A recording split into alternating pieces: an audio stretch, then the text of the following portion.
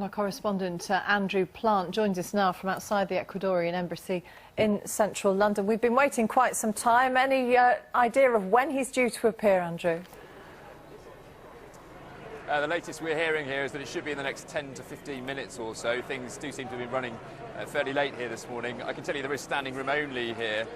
Dozens of media crews from across the world, from as far as America and South America and Australia too here, waiting to see Julian Assange's first public statement for 2 months since he first went into the Ecuadorian Embassy in June and asked them for asylum. Now he's due to appear, we think, on that balcony. We've seen the door removed there earlier this morning, and a public speaker system set up as well. That was delivered, and that would allow him, of course, to make whatever statement he's going to this afternoon, but still stay on Ecuadorian territory. Now, for the last 25 minutes or so here, we've heard that PA system being used by some of Mr Assange's supporters, largely to criticise the UK's foreign policy. They also said that he is seeking clear assurances that he wouldn't be extradited to a third country if he were to go to Sweden to face questioning over those allegations of serious sexual assault. And earlier today we heard from Mr Assange's main legal representative, that is Baltasar Garzon, only appointed by him in July of this year, just a month ago. And he said that Mr Assange was very grateful to the Ecuadorian government for granting him asylum. I have spoken to Julian Assange, and I can tell you that he is a fighting spirit. He is thankful to the people of Ecuador, and especially to the President Correa for granting him asylum. Julian Assange, he has always fought for the truth and justice, and has defended human rights and continue to do so. He demands that Wikileaks and his own rights also be respected. Julian Assange has instructed his lawyer to carry out a legal action in order to protect the rights of Wikileaks, Julian himself, and all those currently being investigated.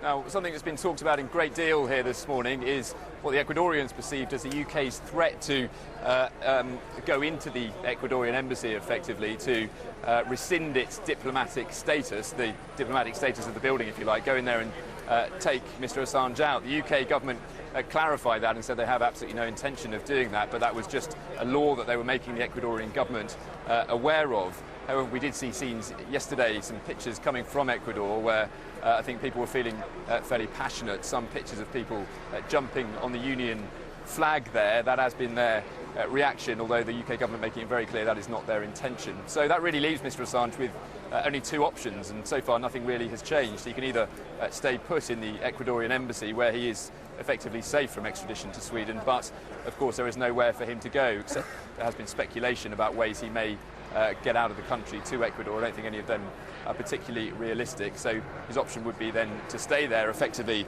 on an Ecuadorian island in the middle of UK territory. The only other option for him really is to come out, face arrest by UK police, and then be extradited to Ecuador. So we will see what he has to say, hopefully in the next 10 to 15 minutes or so. An enormous amount of international attention here, waiting for Julian Assange's first public statement for 2 months. Because a lot of Latin American media there taking an interest in this because of this Ecuadorian involvement. That's right, yeah. I mean, we were here yesterday and there was nowhere near as many cameras. It was the Wikileaks website that tweeted on Thursday, when Ecuador granted Mr Assange his diplomatic asylum, that they said he would make the statement here today. They then tweeted again yesterday that his main legal representative, who we heard from there, would make another statement here today. There is an awful lot, as I say, of international interest at the moment. There is almost nowhere to stand. There are also a lot of supporters for Julian Assange here. Some of them have been camping out that I'm aware of over the last 2 or 3 days, sleeping, some of them under cardboard here, to lend their support to him. And you can probably also see there is also a pretty large police presence here too. They have been trying to keep people back behind these barriers to stop them swarming towards the Ecuadorian embassy. That wasn't completely successful when Mr. Assange's legal representative spoke to us about half an hour ago. I think they're hoping it will be more effective when Mr. Assange himself appears on the balcony behind us there. Andrew, we will continue to wait and come back to you when he appears. For the moment, thank you, Andrew Plant at the Ecuadorian Embassy.